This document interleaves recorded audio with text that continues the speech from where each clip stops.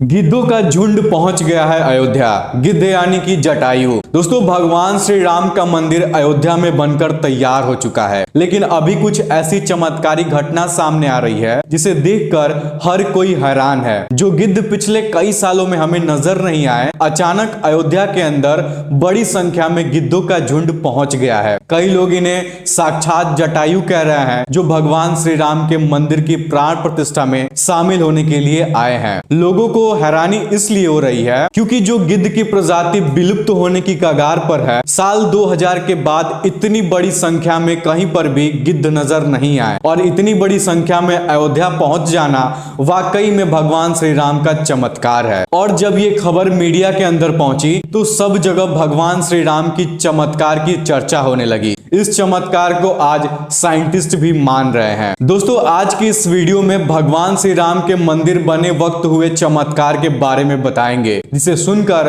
आप भी चौंक जाएंगे। आखिर क्यों नेपाल से जो 2 शिलाएं लाई गई थी, जिस पर भगवान श्री राम की मूर्ति बनाई जानी थी, लेकिन उससे मूर्ति ना बनाकर दूसरे पत्थर को लाया गया। नमस्कार दोस्तों, मैं हूं करण श्रीवास्तव और वीडियो शुरू करने से पहले कमेंट में जय श्री राम जरूर लिखें। चलिए वीडियो को शुरू करते हैं। दोस्तों, जिस मौके का पूरी दुनिया इंतजार कर रही थी, अब वो घड़ी आ गई है। अयोध्या में प्रभु श्री राम की मंदिर बनकर तैयार हो चुका है। 22 जनवरी को रामलला की प्राण प्रतिष्ठा की जाएगी, लेकिन उससे पहले ही चमत्कार के ऊपर चमत्कार देखने को मिल रहे हैं। सबसे पहला चमत्कार तब हो गया जब लोगों को अचानक जटायु के वंशज यानी कि गिद्ध आसमान में उड़ते हुए दिखाई दिए। यहाँ तक कि भगवान श्री राम के भक्त इन्हें राम मंदिर की प्राण प्रतिष्ठा में आए मेहमान मान रहे हैं, क्योंकि पिछले कुछ सालों में ये प्रजाति विलुप्त सी हो गई थी। लेकिन राम मंदिर की प्राण प्रतिष्ठा नजदीक आते ही अयोध्या के आसपास बड़ी ही संख्या में गिद्ध आ पहुंचे हैं।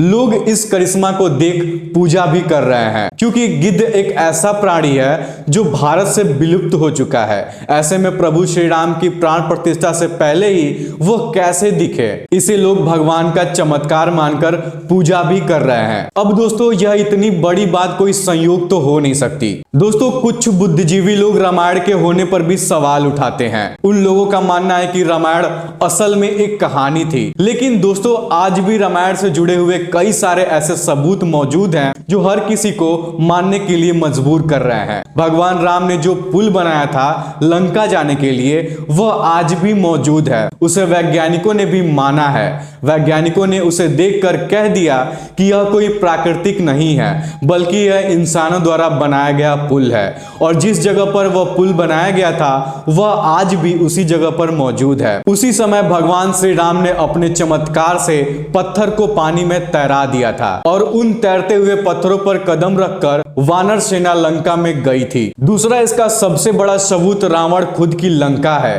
रावण की लंका आज भी मौजूद है और यह चमत्कार भी बहुत बड़ा सबूत है। दोस्तों, जटायु गिद्ध प्रजाति से ताल्लुक रखते हैं। वहीं जटायु भगवान श्री राम के परम भक्त थे।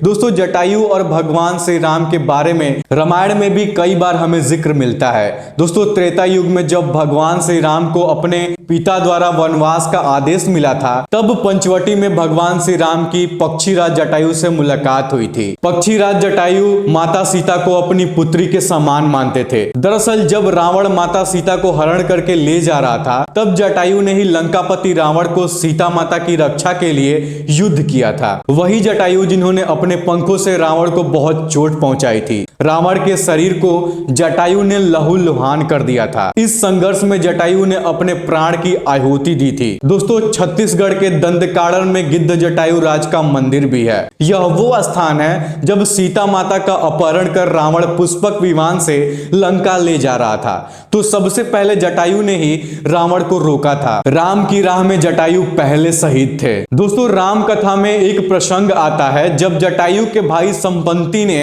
कहा कि मेरी पंख कमजोर है, मगर आंखें दूर की चीजें देख सकती हैं, इसलिए मैं सीता जी को अशोक वाटिका में बैठे देख रहा हूं। इसलिए लोग उन्हें साक्षात जटायु के वंश मान रहे हैं। दोस्तों, अयोध्या नगरी के अंदर भी भगवान श्री राम का जन्म हुआ था, जिसका जिक्र वाल्मीकि की रामायण में भी है। सालों तक चले राम राज्य के बाद जब श्री राम ने जल समाधि ले ली तो अयोध्या नगरी पूरी सूनी हो गई थी। पौराणिक मान्यताओं के अनुसार उज्जैनी के राजा विक्रमादित्य जब यहाँ आखेट करने आए तो उन्हें उजाड़ भूमि पर कुछ चमत्कार दिखाई देने लगे। खोज की तो उन्हें पता चला कि यह श्री राम की जन्मभूमि है। इसके बाद उन्होंने यहाँ श्री राम के भव्य मंदिर का निर्माण कराया, जिसमें काले रंग के कसौटी पत्थर वाले 84 स्तंभ थे। समय समय पर यहाँ राजाओं ने मंदिर की देखभाल की, लेकिन 14वीं शताब्दी में जब भारत के मुगलों का शासन हुआ तो श्री राम जन्मभूमि को नष्ट कर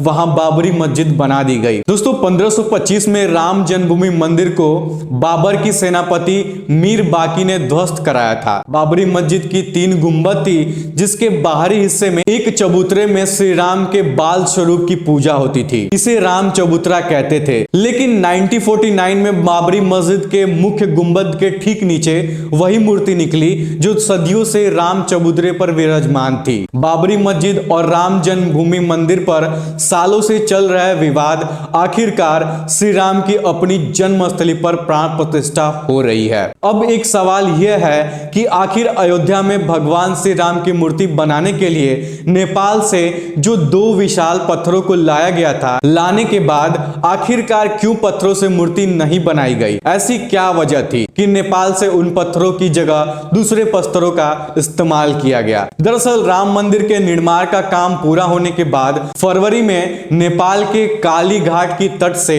2 शिलाएं अयोध्या लाई गई थी। इन 2 शिलाओं का वजन 14 टन और 27 टन था। शुरुआत में इन शिलाओं से राम मूर्ति बनाने जाने की बात सामने आई, लेकिन बाद में पता चला कि इन शिलाओं को राम मूर्ति बनाने के लिए उचित नहीं पाया गया। भारतीय मीडिया में छपी कुछ खबरों के मुताबिक इस पत्थर से मूर्ति नहीं बनाए जाने की वजह राम मंदिर से जुड़े कुछ संतों की ओर से जताई गई आपत्ति थी। खबरों के मुताबिक कुछ संतों का मानना था कि इन पत्थरों को मूर्ति निर्माण के लिए इस्तेमाल नहीं कर सकते, क्योंकि कालिंदी की चट्टानों को तोड़ा नहीं जाना चाहिए, क्योंकि वे शालिग्राम के बराबर हैं। हालांकि अयोध्या पहुंचे नेपाली प्रतिनिधियों के मुताबिक इन शिलाओं की तकनीकी जांच के बाद मूर्तिकारों ने कहा कि ऐसी शिलाओं से मूर्ति तराशना संभव नहीं है। इसके बाद दूसरी पत्थरों से मूर्तियां बनाई गई। नेपाली प्रतिनिधियों के मुताबिक 27 टन वजनीय शिला पर मूर्ति तराशने की कोशिश की गई थी, क्योंकि 14 टन वजनीय शिला को शालिग्राम माना गया। लेकिन 27 टन वाली शिला भी उपयुक्त ना पाए जाने के बाद भी दोनों शिलाओं को राम मंदिर निर्माण के स्थल के पास रखा गया है। दोस्तों भारतीय मीडिया के मुताबिक राम मंदिर के गर्भगृह में रखने के लिए देश की अलग अलग जगह से लाए पत्थरों से 3 मूर्तियां बनाई गई हैं। इनमें से सबसे अच्छी मूर्ति का चयन कर उसे गर्भगृह में स्थापित किया जाएगा। दोस्तों अयोध्या में दुनिया का सबसे बड़ा विशाल मंदिर बन रहा है। लोग बेसब्री से इंतजार कर रहे हैं। दोस्तों राम मंदिर के लिए कुल 67 एकड़ जमीन है, जिसे 2 एकड़ में राम मंदिर बन रहा है। पहले मंदिर के मुख्य शिखर की ऊंचाई 128 फीट थी, अब यह 161 फीट हो गई है। 3 की जगह 5 गुंबद और 1 शिखर होगा। वैसे तो साल 2020 में ही काम शुरू कर दिया गया था। प्रधानमंत्री नरेंद्र मोदी ने 5 अगस्त 2020 को अयोध्या में राम मंदिर की आधारशिला रखी थी। साल 1992 में बाबरी मस्जिद को गिरा दिया गया था, जिसके बाद हिंदू पक्ष और मुस्लिम पक्ष के बीच इलाहाबाद हाई कोर्ट से लेकर सुप्रीम कोर्ट तक लंबी कानूनी लड़ाई चली। उसके बाद नवंबर 2019 में ऐतिहासिक फैसला सुनाया गया कि अयोध्या के विवादित जमीन पर मंदिर बनाया जाए। इस फैसले में यह भी शामिल था कि केंद्र सरकार मस्जिद के निर्माण के लिए सुन्नी वक्फ बोर्ड की 5 एकड़ वैकल्पिक जमीन उपलब्ध कराए। अब दोस्तों आप इससे लेकर क्या सोच रहे हैं, कमेंट के माध्यम से आप अपनी राय जरूर दीजिएगा।